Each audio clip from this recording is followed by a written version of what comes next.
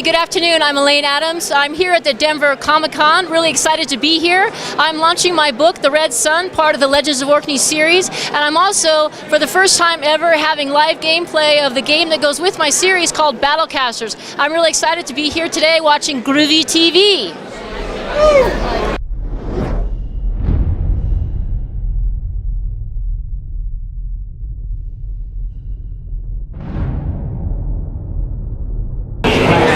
Hey, this is Groovey. I'm here with Alane Adams, the author of The Red Sun from Legends of Orkney, and BattleKasters is going on. There's so much going on, so much we have to talk about. Tell me about The Red Sun. So a couple years ago, my 12-year-old son looked at me and he said, "Mom, would you write me a book that I can read?" Okay? I mean, who doesn't want to do that to their mom, right? And so he was really interested in mythology, particularly Norse mythology was something that he wanted to learn more about. And so I decided to write a book using Norse mythology and also a little bit of a twist to it. I decided to add a little bit of witchcraft to it. So there's this area in the world called Orkney. There are these islands off the coast of Scotland, and they have not only Norse mythology or lore about Odin and Odin's stone, but they also have some stories about witches. And one of the stories was they have this area called the Ring of Brogar, and they're like these standing stones, like surfboards, stuck in the ground. That's a real place. And the folklore was that there was witches trapped inside of this stone.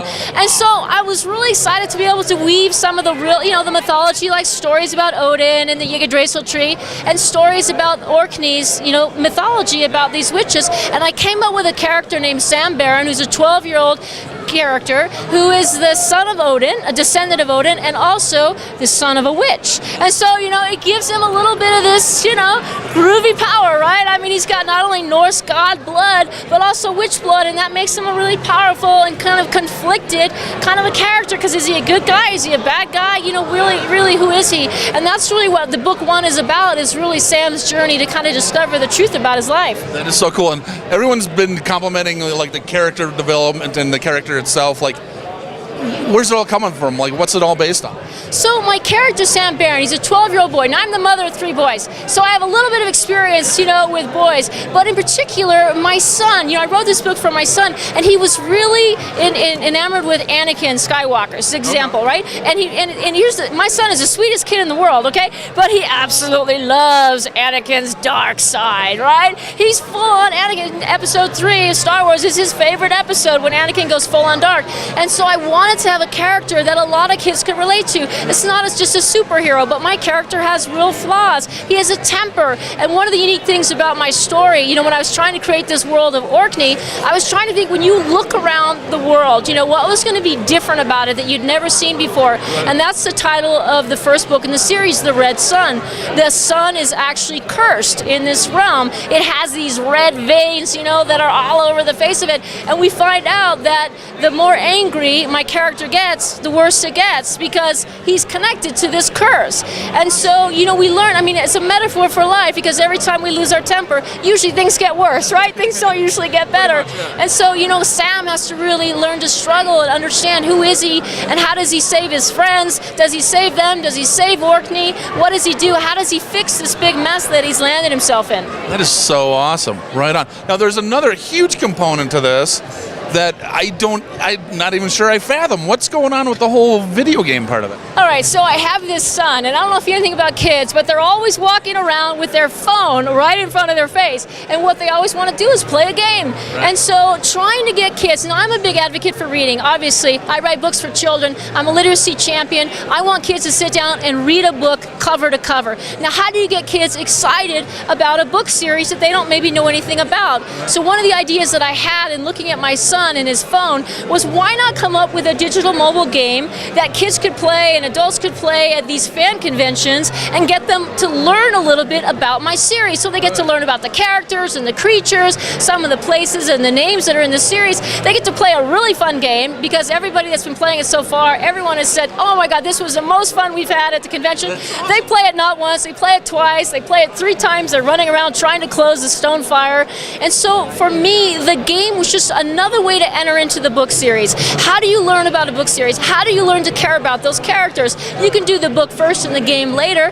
I don't like to do things the normal way, right? I wanted to do things different. And so I decided to bring the game out at the same time I was launching the book so that I could go to these fan conventions across the country and get fans really excited about playing the game, using the digital mobile beacons that we have. I partnered with this great company called Artifact Technology.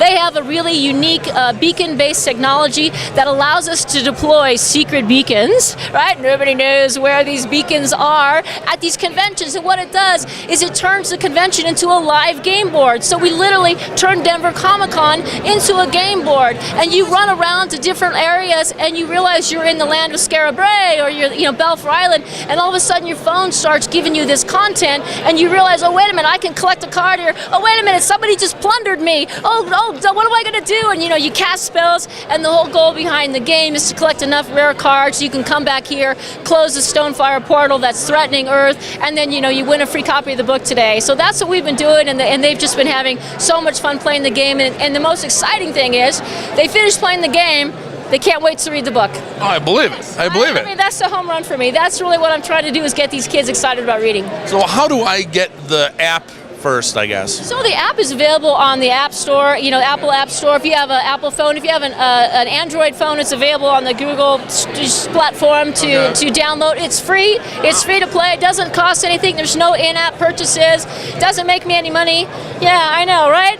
But really the purpose of the game is just to get people excited about the book series and what we're doing, and get kids to read. So right now the game's available to play at these fan cons. Now we're here in Denver right now, but next month, we're going to be at the Gorilla of cons. We'll be at San Diego in June, and then after that we'll be heading to Indiana for the Indy Gen Con, which has a lot of great gamers, and then I think at Seattle PAX Prime, and then we end the season at the New York Comic Con. That's so cool. You were so busy. Yeah, well, we try to keep busy, but we're just trying to reach as many different kinds of fans as we can and get them to play the game. This is the first at Denver. We were at Chicago last month, but we were still kind of in the testing phase. It wasn't in the App Store yet. This is the first time that we've had the game on the App Store, so really anybody can play it, and we're just having such a great time. We've had hundreds of people play the game since we got here, and I just don't know, nobody's come up and said, oh, that was boring. Every single person comes up and says, that was so much fun. I never knew I could just have fun and play this game while I'm just walking around this con and doing this thing. So for us, it's been a great success. And honestly, sometimes it'll take you 40 minutes to walk somewhere, so that's perfect. You can play a whole game in that time. And that's exactly right. It gives you something to do while you're standing in line, or you're sitting around, or you're just passing some time because you're waiting for the next panel,